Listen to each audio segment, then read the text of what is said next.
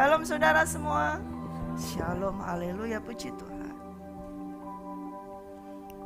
Bagaimana kabar saudara? Luar biasa, amin. Haleluya. Ya. Kita tetap terus berjalan di dalam persekutuan kita dengan Roh Kudus. Ya. Sebab bila kita tidak mau berjalan di dalam persekutuan kita dengan Roh Kudus, setiap hari ke hari, yang hari ini kita ini sudah semakin dekat di penghujung tahun 22 ini, ya. Nggak lama lagi, sebulan kali ya, sebulan lebih, ya.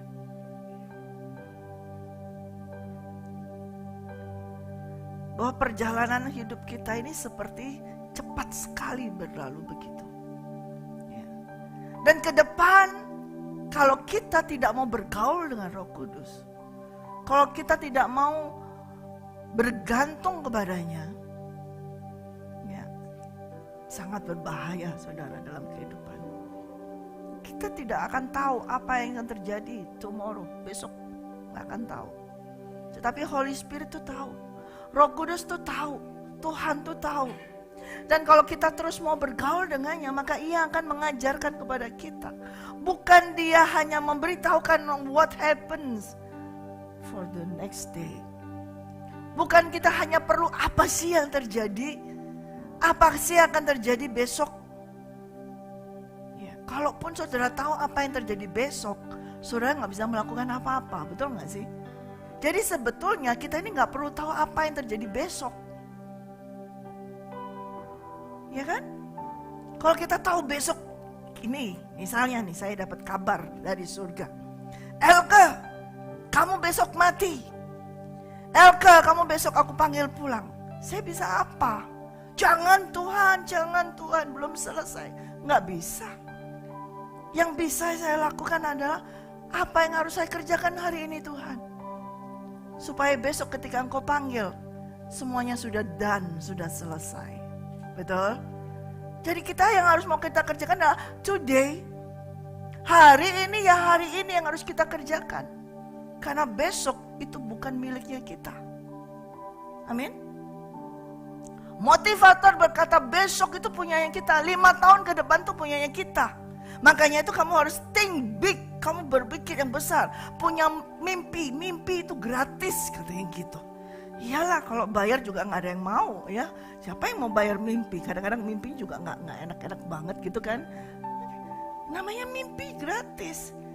Tetapi bukan berarti kalau gratis kamu bisa bermimpi seenakmu sendiri. Sesuka-suka kamu sendiri.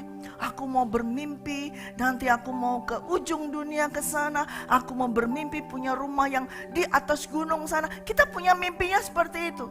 Gak guna.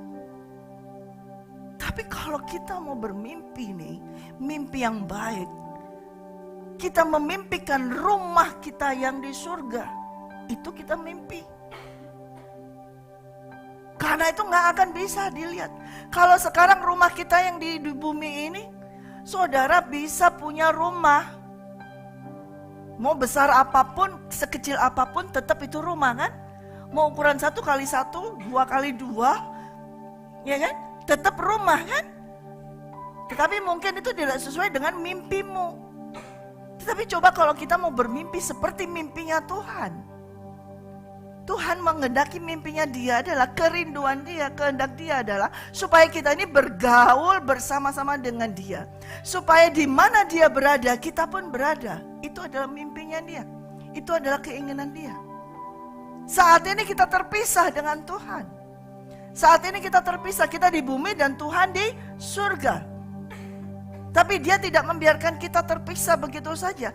Dia memberikan penolong yang lain yaitu Roh Kudus di dalam kita, dicurahkan kepada kita. Supaya selama kita masih terpisah dengan Tuhan, kita tidak terpisah sah banget gitu loh. Masih ada hubungannya dengan dia. Yaitu rohnya itu ditaruh di dalam kita, amin. Nah dengan Roh Kudus yang ada di dalam kita ini kita bergaul, kita berjalan. Supaya walaupun secara fisik kita terpisah dengan Tuhan, tetapi dalam roh Kita menjadi satu bersama dengan Tuhan Yesus Kristus. Amin. Nah, ini perlu dijalani setiap hari. Dijalani setiap hari. Supaya ketika Tuhan datang, engkau tidak menjadi kaget. Karena banyak orang mimpi besar, dia tidak memimpikan kedatangan Tuhan. Nanti Tuhan sendiri berkata pada saat harinya kedatangan anak manusia itu seperti seorang pencuri. Nah, pencuri itu pasti mengagetkan kan? Nggak mungkin pencuri telepon dulu, halo Pak Kris, saya mau datang ke rumah Anda, saya mau bungkus tuh barang-barangmu yang di rumah, tolong disiapkan ya Pak Kris, sebentar lagi saya datang. Tidak mungkin ada seorang pencuri yang telepon dulu kalau mau datang, ya kan? Atau dia mau mencuri sesuatu, dia ngomong dulu, Pak David saya mau mencuri, saya mau datang untuk mencuri barangmu, Pak David tolong siapkan semuanya. Gak ada kan Mbak Tim, gak ada kayak gitu. Namanya pencuri itu langsung tiba-tiba. Nah, Tuhan berbicara menyampaikan kepada kita di Alkitab bahwa nanti dia itu datang, gak ada yang tahu. Seperti seorang pencuri. Nah, bagaimana sikapmu ketika kalau pencuri itu datang? Sudah siapkah kamu ketika pencuri datang? Pak Kris sudah siap bawa tongkat baseball gak di depan pintu itu? Tungguin dia, setiap hari tungguin, ayo lo mau masuk gak nih, diginiin dipukul gini. Nah, itu berarti engkau siap sedia, siap memegang tongkat pemukulnya. Nah, kita harus siap, makanya itu kita harus bergaul terus dengan Roh Kudus. Nah, di dalam walk in habitual fellowship with the Holy Spirit, ini kita harus masuk di musim menabur dan menuai. Karena tanpa menabur dan menuai, kita tidak akan bisa terus bergaul dengan Tuhan. Karena Tuhan pun dia masuk dalam musim menabur dan menuai. Sejak dari awal di Kejadian, ya, 4.000 tahun yang lalu, 6.000 tahun yang lalu, dia sudah menabur. Dia sudah menabur. Menabur apa? Dia menaburkan apa?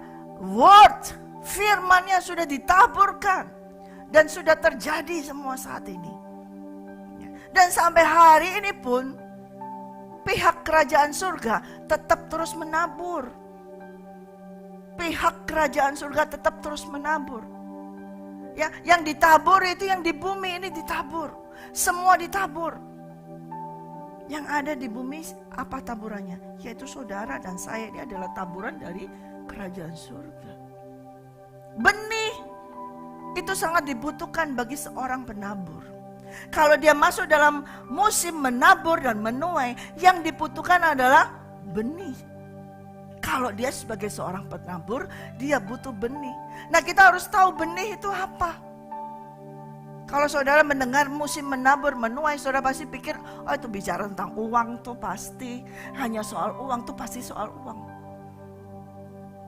Memang nantinya ke sana. Tapi benih yang nomor satu adalah firman Tuhan, itu adalah benih.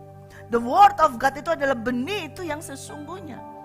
Dan itu sudah dipraktekkan, dilakukan oleh Tuhan ketika dia menabur dengan mengucapkan, jadilah terang. Itu benih yang keluar. Dia menabur dan terang itu jadi. Seketika itu juga terang itu jadi. Luar biasa. Dan benih itu ditabur terus.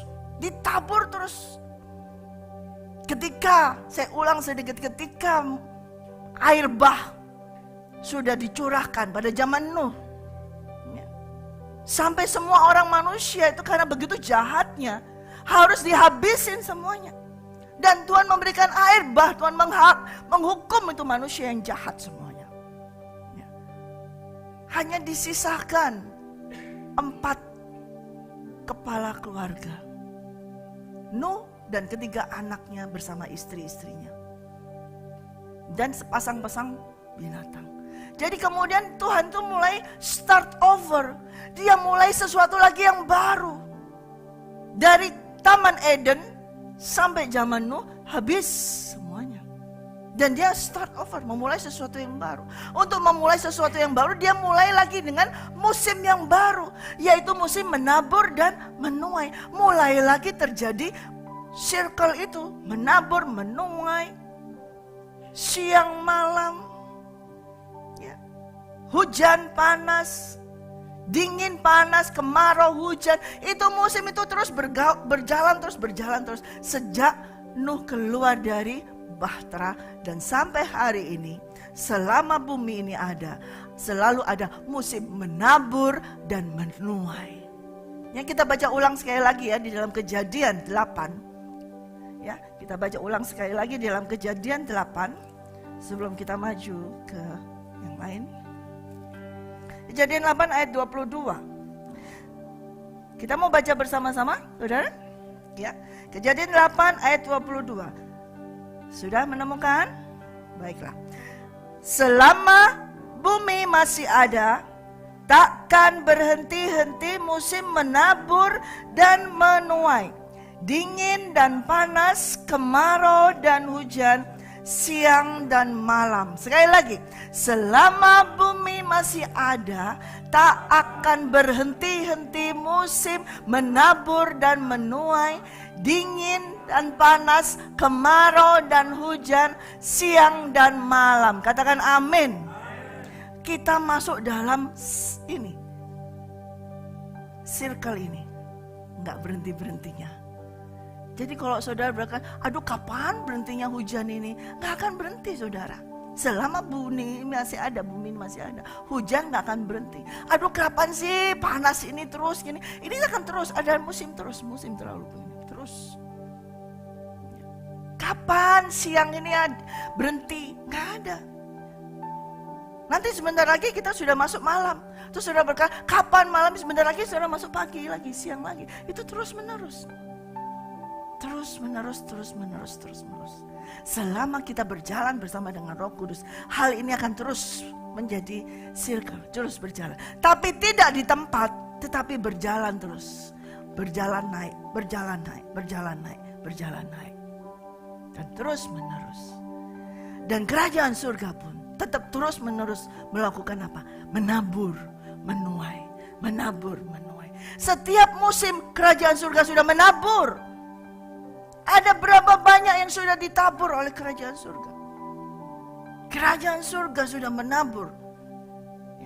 Ketika Tuhan Yesus datang ke bumi yang pertama kali, itu penaburan benih yang luar biasa, yang terbesar, yang begitu unggul, benih yang paling unggul.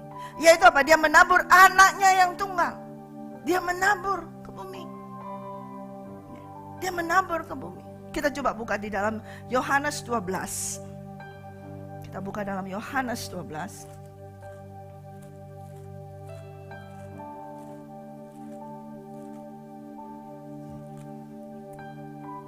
Ayat 23 hingga 26. Tetapi Yesus menjawab mereka katanya, telah tiba saatnya Anak Manusia dimuliakan. Aku berkata kepadamu sesungguhnya jikalau biji gandum tidak jatuh ke dalam tanah dan mati, ia tetap satu biji saja. Tetapi jika ia mati, ia akan menghasilkan banyak buah. Barang siapa mencintai nyawanya, ia akan kehilangan nyawanya. Tetapi barang siapa tidak mencintai nyawanya di dunia ini, ia akan memeliharanya untuk hidup yang kekal. Barang siapa melayani aku, ia harus mengikut aku. Dan di mana aku berada, di situ pun pelayanku akan berada. Barang siapa melayani aku, ia akan dihormati Bapa. Yesus berkata ketika dia memberitakan kematiannya. Dia sudah ditabur, dia menjadi anak manusia ketika dia lahir, yang sebentar lagi kita peringati Desember sebagai hari Natal kelahiran Tuhan Yesus Kristus. Nah itulah kita memperingati bagaimana Tuhan Allah Bapa menabur benih yang excellent.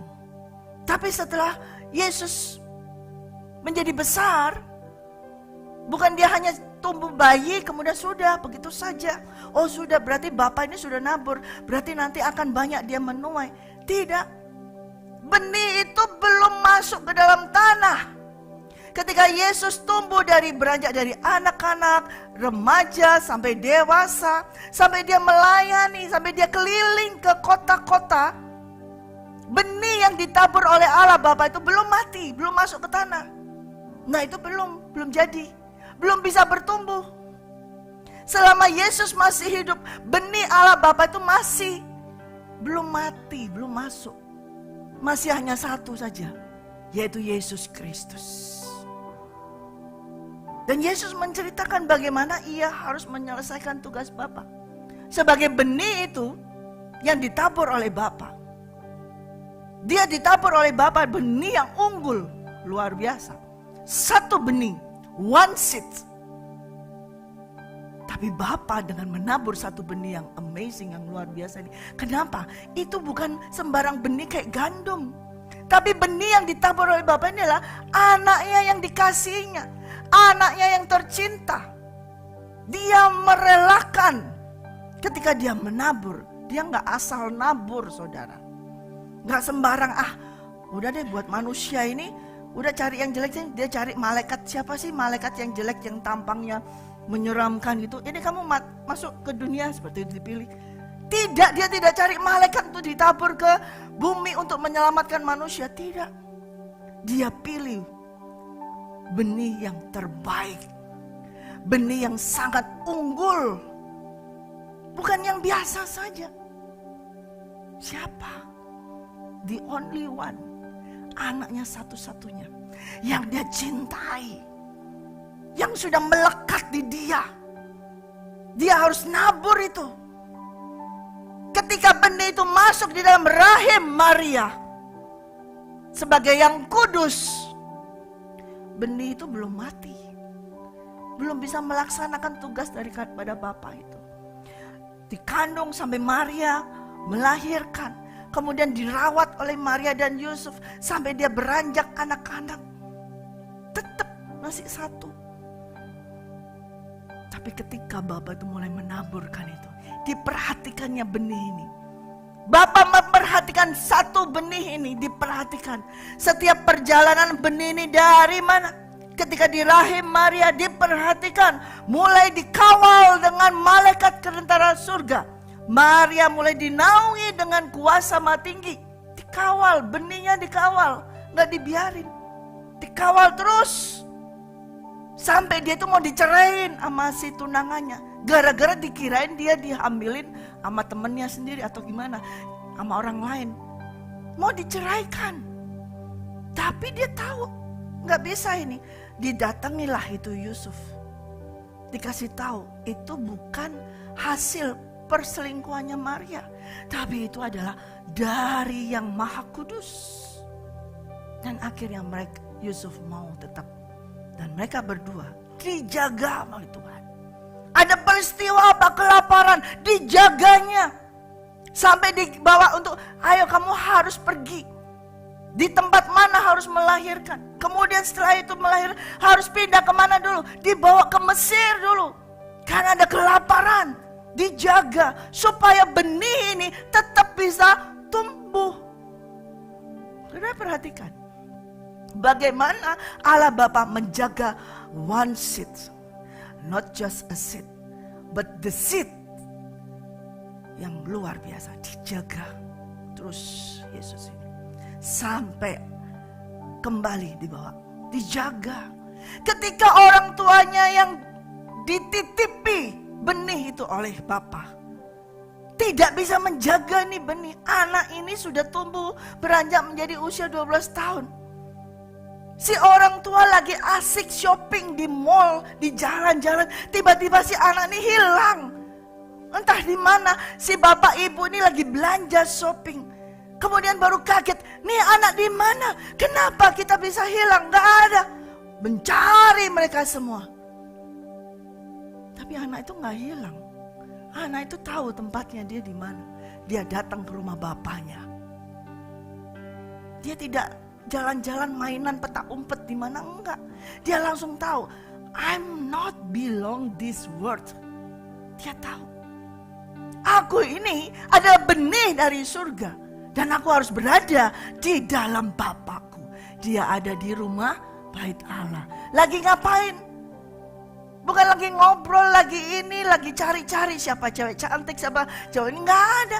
Dia lagi apa? Baca Alkitab dan berdialog tentang firman Tuhan.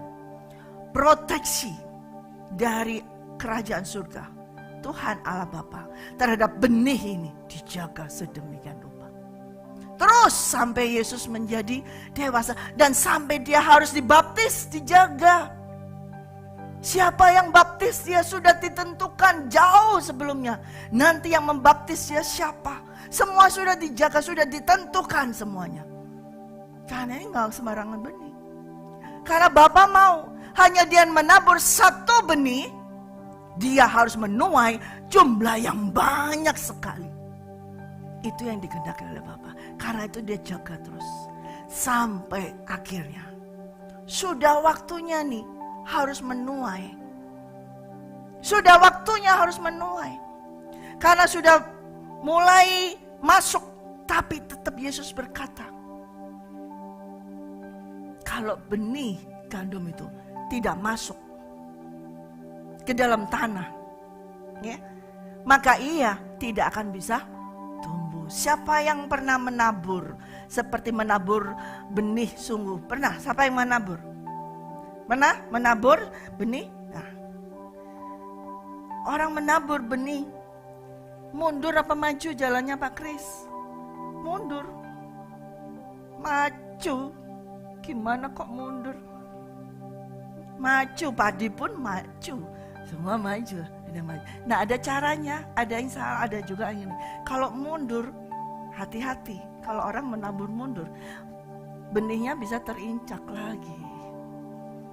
Semua maju. Nah, seperti itu. Ya. Dan ketika Bapa menabur benih itu, dia mengharapkan tuaian bukan hanya 1, 2 yang percaya atau 12 orang muridnya. Tidak. Yesus memiliki 12 orang murid. Ketika dia menabur satu benih ini, Allah Bapa menabur satu benih. Tidak, dia hanya mau cuman dia menuai 12 murid. 12 benih gak sampai deh, 11 deh, satunya udah expired ya, satunya sudah nggak bisa ini lagi, ya kan? Cuman 11. Tujuannya adalah seluruh bumi ini, seluruh dunia ini, kehendak Bapa adalah semuanya itu dituainya. Kembali seperti rancangan yang semula. Jadi benih yang pertama adalah firman Tuhan, Word of God. Yaitu apa? Firman, pada mulanya adalah firman. Yohanes 1 ayat 1. Pada mulanya adalah firman. Dan firman itu telah menjadi manusia. Firman itu bersama-sama dengan Allah. Dan firman itu adalah Allah itu sendiri. Dan firman itu sudah menjadi manusia. Dan diam di antara kita. Berarti saudara dan saya adalah termasuk benih daripada Allah Bapa itu. Tapi belum jadi benih selama benih yang satu ini mati dulu. Yaitu Yesus Kristus harus mati dan dia menyampaikan, dia memberitakan tentang kematiannya kepada semua orang. Bahwa jikalau di dalam Yohanes 12, jikalau benih itu, biji gandum itu tidak jatuh ke dalam tanah dan mati, dia tetap satu biji saja. Misalnya Yesus tidak mati, tetap Yesus saja. Yesus hidup kekal. Tapi Yesus hanya ada di Israel, satu aja. Dan semua nanti yang lari ke sana semua. Tapi dia harus mati. Masuk ke dalam tanah dan mati. Artinya itu tentang memberitakan tentang kematian dia. Dia harus mati. Dengan kematiannya dia ini, maka ia akan menghasilkan banyak sekali buah. Termasuk saudara semua dan saya semua hari ini di sini adalah hasil dari satu benih yang mau mati ini. Amin. Dengan satu benih yang unggul ini, sekarang Allah Bapa mulai menuai. Berapa lama musim yang sudah Bapa tuai? Dari kejadian sampai Yesus, ketika Yesus mati dan sampai sekarang, ada banyak sudah orang yang sudah bertobat dan menerima Yesus. Ada sekarang banyak orang yang sudah berbalik kepada Tuhan. Dan ada juga orang-orang yang bertobat itu yang sudah meninggal. Dia sudah dituai semua oleh Allah Bapa. Dari musim ke musim, dari tahun ke tahun, dari abad ke abad. Dia Allah Bapa sudah menuai hasil yang terus menerus hanya dari satu benih yang unggul. Sekarang benih itu yang satu yang sudah mati, jadi banyak benihnya di bumi ini, jadi banyak benihnya. Allah Bapa memiliki banyak benih sekarang di bumi ini, termasuk saudara semua. Setiap orang yang percaya kepada Yesus Kristus, mereka adalah benih daripada Allah Bapa. Karena setiap orang yang sudah percaya, di dalamnya ada benih ilahi. Bukan yang fana, tetapi yang ilahi itu muncul. Ya. Coba toleh kanan kiri atau senggol kanan kiri. Kamu benih loh. Kamu benih loh. Benih ilahi, ya kan? Tapi coba tanya lagi, benih yang unggul apa benih yang jelek nih, gitu ya kan? Benih yang baik atau benih yang buruk nih? Ya. Bibit unggul apa enggak? Nah, ya. Jadi harapkan benih sekarang itu adalah saudara dan saya. Dan ini harus dituai oleh Tuhan. Dan Yesus menyampaikan, barang siapa mencintai nyawanya, ia akan kehilangan nyawanya. Tetapi barang siapa tidak mencintai nyawanya di dunia ini, ia akan memeliharanya untuk hidup yang kekal. Jadi artinya ketika benih itu harus mati, artinya adalah seperti itu. Yesus tahu dia adalah sebagai benih itu, benih ilahi itu. Dia harus mati. Enak gak sih mau mati seperti itu? Dia melihat, dia tahu nih skenario dari Allah Bapa. Aku harus mati di kayu salib. Harus dipaku nih tangan di sini, dikasih mahkota duri, harus ditusuk tuh lambungnya. Dia sudah tahu itu semua akan terjadi. Kalau dia adalah benih ilahi dan berasal dari Tuhan, kalau dia adalah Tuhan itu sendiri, dia bisa skip itu.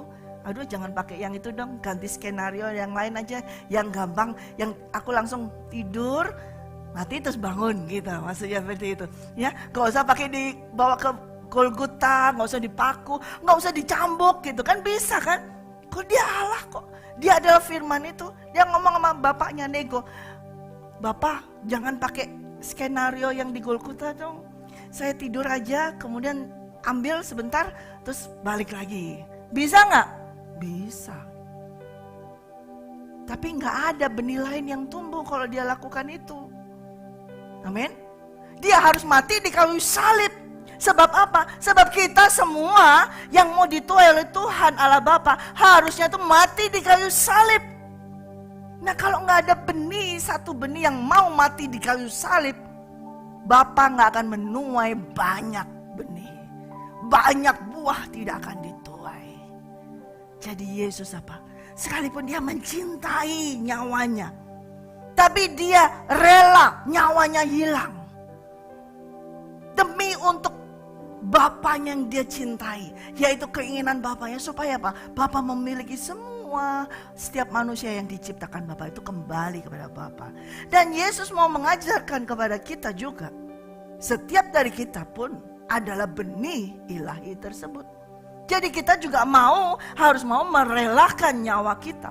Kita harus mau meletakkan nyawa kita seperti Yesus meletakkan nyawanya. Nah itu adalah menabur.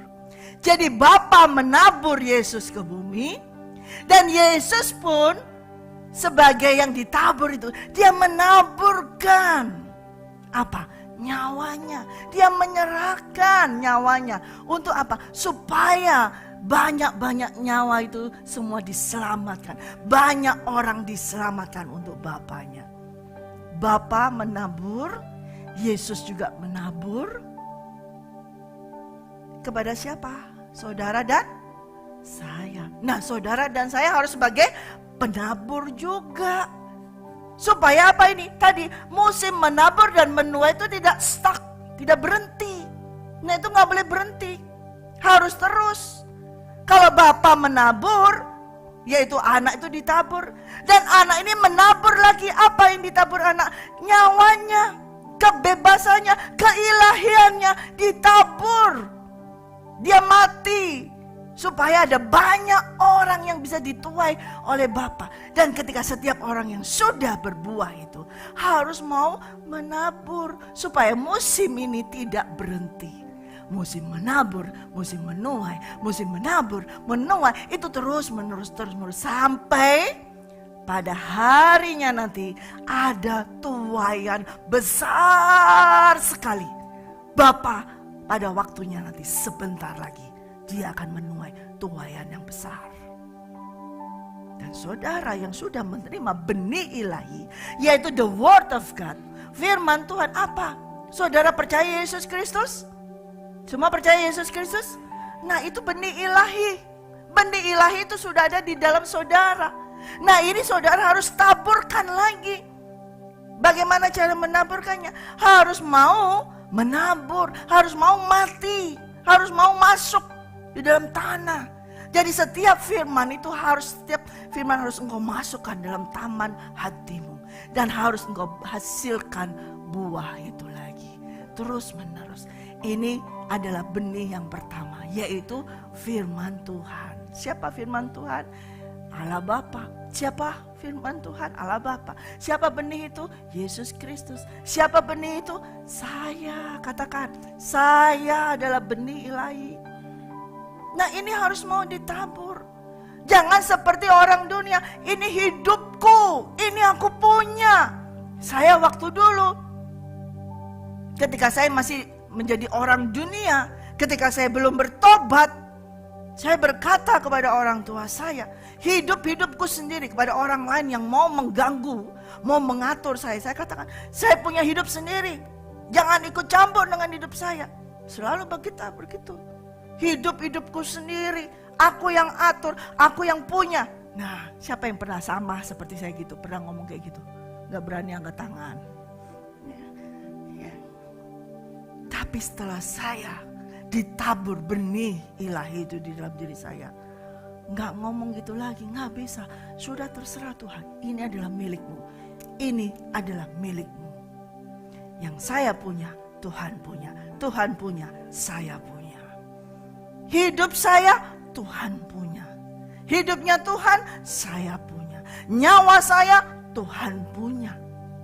Harta saya Tuhan punya. Hartanya di surga saya punya. Amin. Itu ditabur tadi musim itu terus berjalan terus. Gak berhenti. Kalau misalnya berhenti saudara, gak beda dengan orang dunia. Berhenti. Tapi setiap orang yang sudah menerima benih ilahi, yaitu Yesus Kristus, engkau harus menabur. Menabur apa? Menabur dalam kehidupanmu. Firman-firman yang sudah engkau terima, itu engkau harus tabur lagi. Harus engkau hidupi di dalammu sehingga itu keluar. Segala firman, kebenaran firman Tuhan yang engkau dengar. Entah itu lewat pembacaan firman pribadimu, lewat radio kah, lewat siapa saja, hamba Tuhan siapa saja. Itu harus engkau produce, itu harus engkau hasilkan jadi buah yang baik di dalam kehidupanmu. Harus ada buah yang baik itu keluar lagi. Kalau memang sebelum kau menerima firman Tuhan, engkau pernah menerima benih yang jelek. Setiap dari kita ada benih jelek loh. Setiap kali kita ada benih jelek. Karena terhisap dari dosa awal ada Adam dan Hawa makan buah pengetahuan baik dan jahat. Dari setiap manusia ada benih jahat, ada benih baik. Oleh karena itu kita harus terus tambah lagi benih yang baik, benih yang baik. Dan benih yang baik ini kita tabur lagi, kita tanam lagi. Segala firman ini adalah benih. Kalau engkau mendengar firman Tuhan, itu adalah benih. Ditabur di mana? Oleh Tuhan Allah Bapa, oleh Roh Kudus, dalam hatimu. Dan itu harus muncul. Jangan orang setiap hari mendengar firman Tuhan, membaca firman Tuhan, tapi hidupnya gak berubah. Jahat tetap jahat. Sakit hati masih suka sakit hati. Sukanya iri hati, masih suka iri hati. Setiap hari baca firman. Setiap hari angkat tangan worship. Melayani Tuhan bahkan. Tapi tidak ada perubahan dalam kehidupannya. Lalu firman itu seperti apa? Kita baca di dalam Markus sekarang. Ya, Markus 4.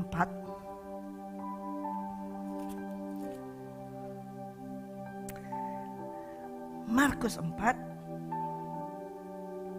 Ya, Saya nggak baca semuanya, tapi saudara nanti saudara bisa baca di rumah semuanya. Ini tentang penabur yang Yesus ajarkan. Jadi ada seorang penabur, yaitu dia sendiri yang menabur keluar, menabur sebagian jatuh di pinggir jalan, dan sebagian di tanah berbatu-batuan, dan sebagian lagi di semak duri, dan sebagian lagi di tanah yang baik. Saya loncat langsung ke ayat yang 10. Ketika ia sendiri, pengikut-pengikutnya dan ke-12 murid itu menanyakan dia tentang perumpamaan itu, jawabnya, kepadamu telah diberikan rahasia kerajaan Allah.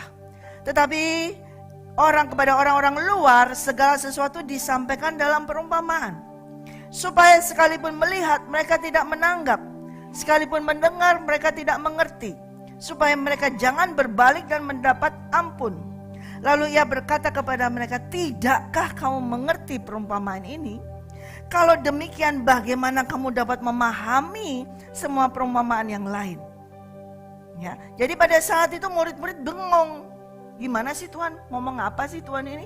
Perumpamaan tentang penabur. Mereka murid-murid juga tidak mengerti. Dan Tuhan, kamu itu gak ngerti selama ini. Kalau ini aja kamu gak ngerti, bagaimana dengan perumpamaan yang lain? Bagaimana dengan pengajaran yang lain?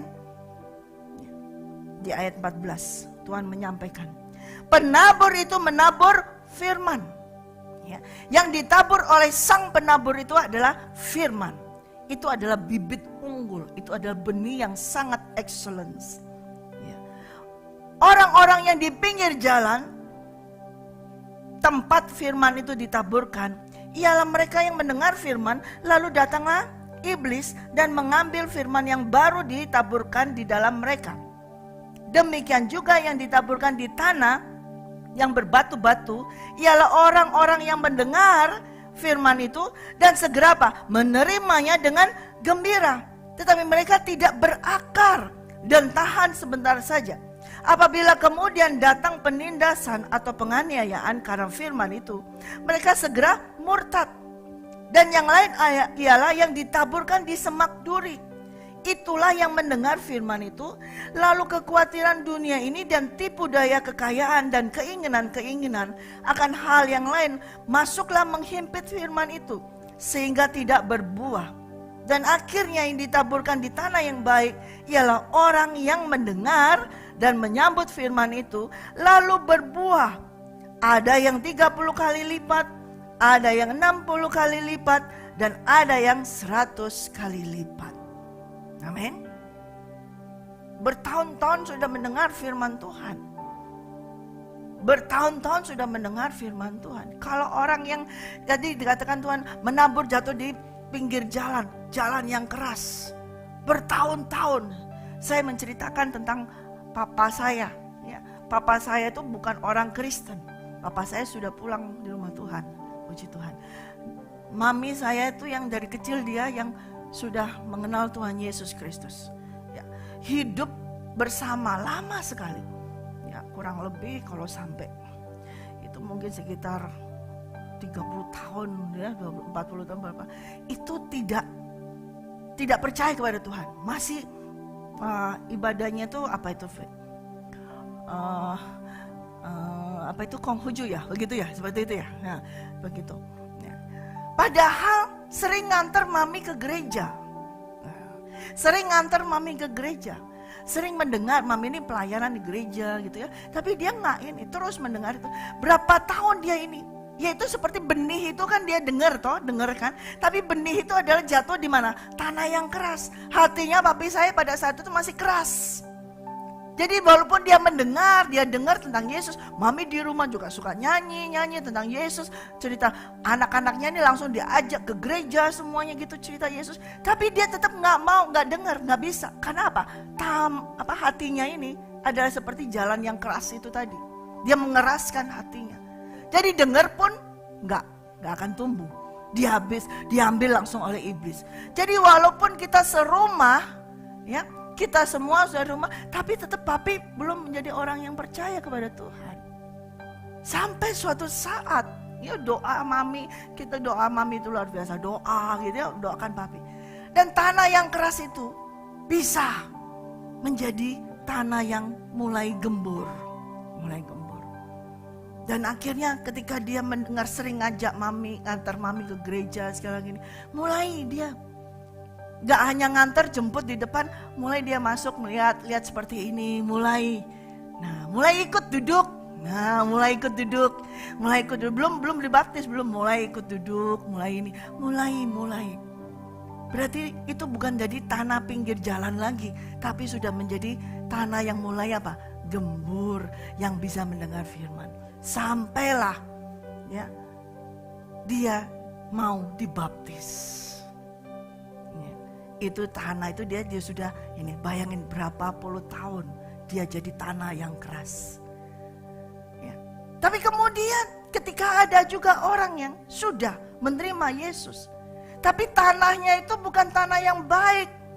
Ya, seperti ini dikatakan bukan tanah yang keras. Kalau tadi papi saya yang keras mungkin ya. Tapi ada orang yang berbatu-batuan, di atasnya batu itu ada tanah tipis. Nah, ketika ditabur, oh ya diajak temennya. Ya mungkin karena ini temen cowok, ini temen ceweknya ya. Temen ceweknya ada ngajak, lagi naksir nih sama si dia nih yang cewek ini. Ayah kamu harus nganterin aku ke gereja, kamu harus ikut aku ke gereja. Lewat itu dulu ya, ada tanah seperti itu di batunya gini. Ya oke, datang ke gereja seperti itu. Ya kemudian firman mulai, ya oke.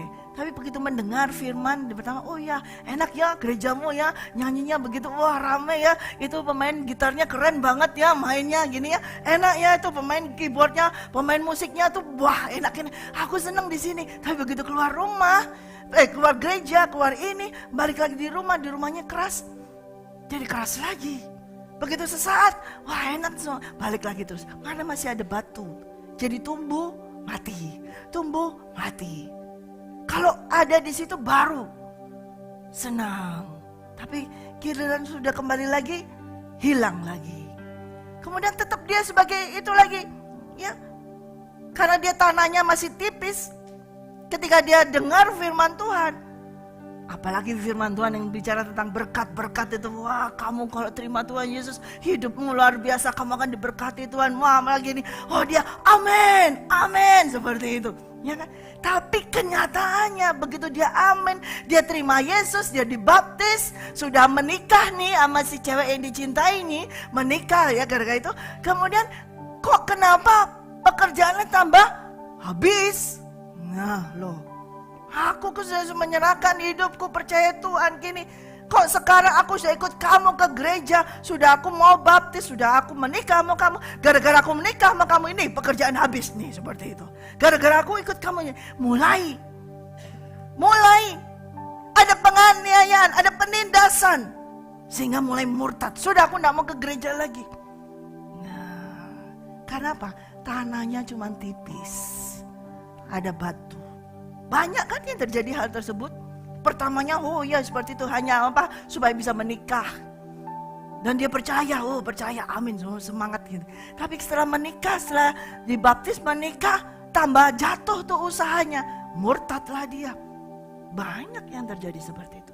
Atau di tanah yang semak belukar. Sudah terima Yesus semua, sudah melayani semua. Sudah melayani di PAW, melayani asyar sebagai pendoa. Tetapi dalam hatinya itu ada semak belukar. Dalam hatinya itu penuh apa? Duri. Kepahitan. Ya pernah disakitin. Dari dulu dia disakitin orang, itu nusuk di dia. Jadi dia begitu mendengar firman Tuhan. Wah, engkau menjadi anak-anak yang dikasihi oleh Tuhan. Tuhan Yesus sangat mengasihimu.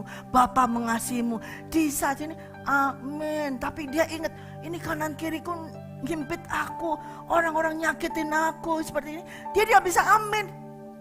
Pendetanya berkata bahwa engkau dikasihi Tuhan, tapi ternyata teman sepelayanannya nindas dia. Tapi ternyata teman sepelayanannya apa? Nyakitin dia. Di rumahnya orang tua nyakitin, di rumahnya saudara nyakitin. Gak bisa. Pahit, banyak semak belukar yang melilit dia. Gak bisa tumbuh. Akhirnya apa? Dia pun mati, gak bisa berbuah. Akhirnya lama-lama benihnya hilang, nggak tumbuh. Berapa banyak sekarang orang yang seperti itu? Banyak kan? Tetapi sang penaburnya nggak berhenti di tanah yang kayak gitu. Dia tetap terus percaya. Dia percaya, Yesus percaya ketika dia melemparkan benih itu. Ada sebagian di tanah yang keras, ada yang menolak dia. Ada yang berbatu-batuan yang akhirnya murtad. Percaya, tapi akhirnya murtad. Ada yang ya, tapi karena penganiayaan menghibit, semua semak belukarnya menghibit. Gak bertumbuh, gak berbuah, daunnya lebat. Banyak daunnya, tapi gak ada buahnya satupun.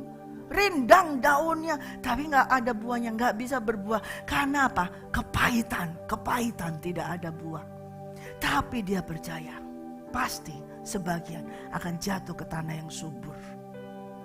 Dan Bapak pun sebagai penabur ini, dia punya pengharapan ya, akan benih yang dia tabur, yaitu lewat Yesus Kristus. Pasti sebagian akan jatuh ke tanah yang subur. Dan ternyata benar, ini di sini ini tanah subur nih kan. Saudara semua kan tanah subur, hasil tanah subur. Amin. Berarti pengharapan Bapak akan benih itu nggak sia-sia, karena dia percaya benih ini akan jatuh ke tanah yang subur. Sekalipun di tanah yang subur itu ada tingkatannya. Di tanah yang subur itu pun ada yang bisa menghasilkan 30 kali lipat. Ada yang bisa menghasilkan apa? 60 kali lipat. Nanti juga ada yang 100 kali lipat. Di tanah yang subur itu pun tetap ada tingkatannya. Tapi tetap itu menghasilkan buah. Dan itu diperhitungkan oleh Tuhan Allah Bapa. Ya. Dia menabur terus. Dan sampai hari ini dia menabur terus. Dan yang diinginkannya kepada saudara, ditaburi firman terus. Setiap hari saudara ditabur firman. Ya, ditabur firman supaya firman itu tumbuh dulu dalam hatimu. Dengan apa? Sampai tumbuh berbuah, iman, percaya. Sampai apa? Perubahan apa? Karakter. Perubahan karakter. Jadi baik, gak jadi jahat. Yang dulu jahat jadi baik. Ya.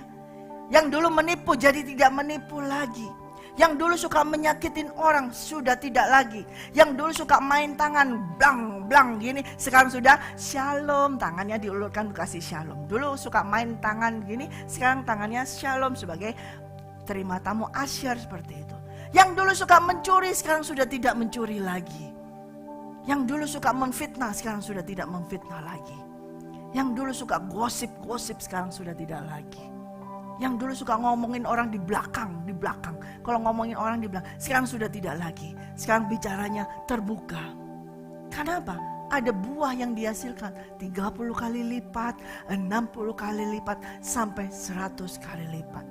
Kepada saudara dan saya dikehendaki oleh Tuhan Allah Bapa tetap untuk bisa menghasilkan berapa? 100 kali lipat. Amin. Artinya apa 100 kali lipat? Nanti kita tetap diharapkan nih sama Tuhan untuk berubah. Wajah kita ini berubah dan kita disempurnakan from glory to glory, dari kemuliaan ke kemuliaan. Sampai apa? Sampai serupa dengan benih yang pertama. Siapa yang benih yang pertama? Yesus Kristus. Kita ini diizinkan dalam kehidupan kita mengalami masa-masa, mengalami musim. Ada panas, ada dingin, ada hujan, ada kemarau, ada siang dan malam. Supaya apa? Supaya kita ini mengalami perubahan. Bukan perubahan yang tambah turun, tapi perubahan yang tambah naik. Yaitu from glory to glory sampai menjadi sama seperti Tuhan Yesus Kristus. Itu adalah benih yang ditaruh di dalam saudara dan saya. Dikehendaki untuk dihasilkan 100 kali lipat. Amin. Ini benih. Yang kedua adalah tadi firman. Yang kedua katakan benihnya itu siapa? Saya. Hari ini kita bicara tentang benih. Siapa? Benih itu siapa? Saya. Jadi ingat saudara. Saudara adalah benih. Dan benih bukan sembarang benih. Sebab benih yang ada di dalammu adalah benih ilahi. Amin. Artinya apa? Excellence. Mutunya unggul. Dihasilkan, diminta hasilnya itu enggak hanya 10 kali lipat. Ya namanya orang itu kan harus berubahnya tuh pelan-pelan. Namanya manusia ya kan. Enggak masuk langsung. Ya pelan. Tapi kalau selama sudah 30 tahun masih buahnya 10 kali lipat itu bukan pelan saudara. Itu bukan pelan lagi ya kan. Seperti itu harus naik 10%, 10 kali lipat. Naik lagi 20, naik lagi 30, naik lagi sampai 60, naik lagi. Harus ada buah yang kau hasilkan terus meningkat, meningkat, meningkat. Sekarang coba cek, saudara bisa catat di rumah. Apa hasilnya? Hasil yang sudah engkau buat, hasil yang sudah diproduksi di dalam dirimu, benih ilahi itu. Selama dari ketika engkau terima Yesus Kristus sampai hari ini. Apa perubahannya? Karakter yang mana? Sifat yang mana? Semuanya loh saudara. Ya. Jangan orang kan cuman lihat depannya aja. Tuhan tuh lihat hatiku loh. Tuhan lihat loh perubahanku loh. Orang lihat, di depannya aja. Kamu nggak tahu, hatiku tuh nggak bicara seperti itu. Hatiku nggak seperti itu. Nggak bisa kalau kita ngomong kayak gitu, saudara. Ya. Kemudian maksudnya itu nggak kayak gitu. Saya ngomong ini, saya ini kalau ngomong tuh keras. Ya, saya kayak gitu. Inilah saya. Saya ngomong keras, tapi maksudku tuh nggak jahat. Maksudku tuh nggak gitu. Nggak bisa juga. Ya. Kalau kita seperti itu gak berbuah-buah, gak ningkat-ningkat buahnya. 10% terus, 20% terus. Harus ada perubahan dalam tutur kata kita.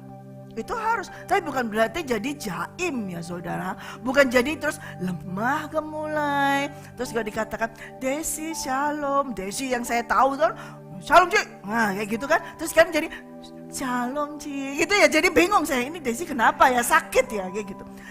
Tapi artinya penyampaiannya itu adalah dari mulut dengan hati sama murninya gitu. Itu harus ada peningkatan, perubahannya ya. Yang saya kenal Desi katanya tomboy itu orangnya seperti itu ya. Tapi saya percaya nanti dia akan jadi bukan girly, tapi dia jadi feminim ya. Yang bagus sebagai seorang ibu, seorang istri. Dan sebagai hamba Tuhan pasti jadi lebih bagus lagi. Amin. Ya, itu tambah perubahan dalam kehidupan. Saudara semua masing-masing coba cek apa yang berubah. Kalau dibilang saya ini dulu orangnya kasar banget, keras banget, semaunya banget. Dibilang tomboy banget gitu loh. Ya. Tetapi Tuhan itu mau ngubah kita bukan menurut kita. Dia mengubah menurut apa? Menurut dia. Bukan lagi menurut gambarnya kita. Ini styleku, ini gayaku, enggak lagi. Tapi kita diubah menurut apa? Stylenya Tuhan, kerajaan surga. Standarnya adalah standar kerajaan surga. Bukan standar daripada kerajaan dunia. Ya. Nah, kalau standar dari kerajaan dunia, itu bukan urusannya kita. Itu dunia sudah punya standar. Jadi kalau kita apa lagi? Dalam bertutur kata, hati, sikap, itu juga merupakan buah. Cuman penampilan, semuanya, etika, ya, tindakan di dalam apa? Word, kata-kata. Bisa dipegang gak tuh kata-katanya? Bisa dipegang gak tuh janjinya? Kalau ngomong datang. Kalau ngomong enggak datang, enggak. Bisa enggak? Seperti itu. Itu ada perubahan. Nah itu dilihat orang. Dan itu dirasakan. Nah ini dirasakan oleh siapa? Tuhan Allah Bapa juga mau merasakan hasil dari buah yang dia tabur pada kita. Amin. Jadi seed time and harvest. Hari ini benih itu adalah siapa? Saya. Katakan, benih itu siapa? Saya. Nah, benih yang di dalammu itu bukan asal. Itu sangat-sangat adalah benih yang unggul. Jadi harus ada perubahan. Harus ada perubahan. Nanti kita ada fellowship di akhir tahun. Tanggal 20 ya. Di situ kita mau ada sharing. Jangan malu, jangan ditutupin. Ada perubahan, ada apa disampaikan, disaksikan supaya apa? Bisa menguatkan yang lain. Saya dulu perokok, saya sekarang tidak. Saya dulu melakukan ini, sekarang saya tidak. Ada tingkatan, bisa melihat itu. Oh, supaya apa? Bukan menjadikan saudara kita ini sombong, tapi untuk membangkitkan yang lain itu menjadi, oh ya, kalau dia aja bisa berubah, saya pasti bisa berubah, gitu dong. Ya kan? Kalau saya Elka, udah rusaknya kayak gimana dulu, bejatnya kayak gimana dulu, dosanya kayak gimana dulu, Tuhan bisa ubahkan itu sedemikian rupa, pasti saudara semua bisa. Amin. Bukan kepandaian saya, bukan mau saya, tapi Dia yang mengubah itu. Asal saya tahu, oh ternyata ada benih loh di dalam saya, di dalam kita ini ada benih ilahi. Notice about that. Sadari tentang itu, bahwa di dalammu ini ada benih ilahi. Oleh karena itu harus dihasilkan yang sesuai dengan keinginan ilahi. Ya, saudara percaya? Saudara percaya? Saya mendengarkan firman Tuhan. Firman Tuhan ini adalah benih dan itu masuk ke dalam tanah yang subur. Amin. Ada perubahan hari ini, besok ada perubahan. Hari ini cemberut, besok sukacita. Oh jangan tunggu besok deh, sesaat langsung tertawa ya, seperti itu ya. Percaya seperti itu. Hari ini tadi, wah kesel banget deh. Tadi dalam sini jalannya macet, kemudian disalib seperti ini. Kesel banget. Ampuni dan ada sukacita. Amin. Nah ada perubahan dari hari ke hari saudara. Saudara percaya bahwa kita diubahkan oleh Tuhan from glory to glory to glory to glory. Katakan amin. Dan tapi gak gampang. Untuk dimuliakan itu saudara harus mengalami yang gak enak ini dulu. Ya, saudara harus mengalami seperti Yesus. Ketika Yesus dimuliakan dia berkata sudah tiba waktunya. The hour has come Lord. Sudah waktunya tiba untuk dia dimuliakan. Tapi apa langsung disanjung seperti itu? Dia harus mati di kayu salib. Itu adalah kemuliaan yang diberikan kepada Tuhan Yesus dari Allah Bapa.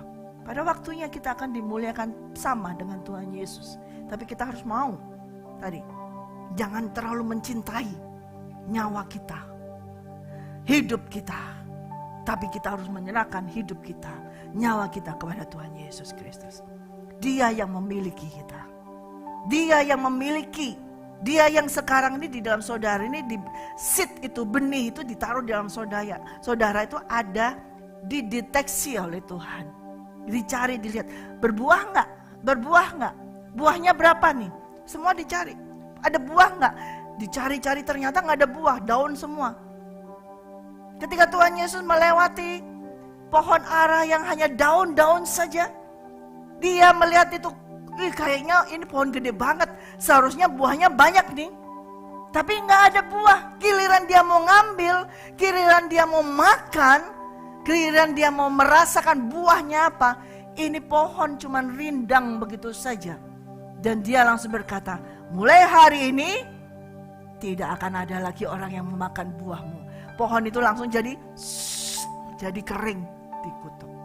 Jadi jangan sampai kita hanya daun saja saudara. Tapi kita harus menghasilkan buah. Amin. Dan buahnya itu tetap. Bukan hari ini manis, besok asam, besoknya pahit, besoknya lagi rasanya campur aduk, gak karuan seperti itu. Tapi biarlah buahnya kita hasilkan itu tetap. Yaitu manis terus. Manis terus. Untuk apa? Untuk kerajaan surga. Amin. Seed time and harvest. Katakan, seed time and harvest. Sekarang waktunya engkau menabur. Menabur apa? Setiap firman yang sudah ditaburkan dalam kehidupanmu. Tabur itu dalam kehidupanmu. Hasilkan buah di dalam kehidupanmu. Hasil, dan hasilnya harus 30 kali lipat, 60 kali lipat, dan 100 kali.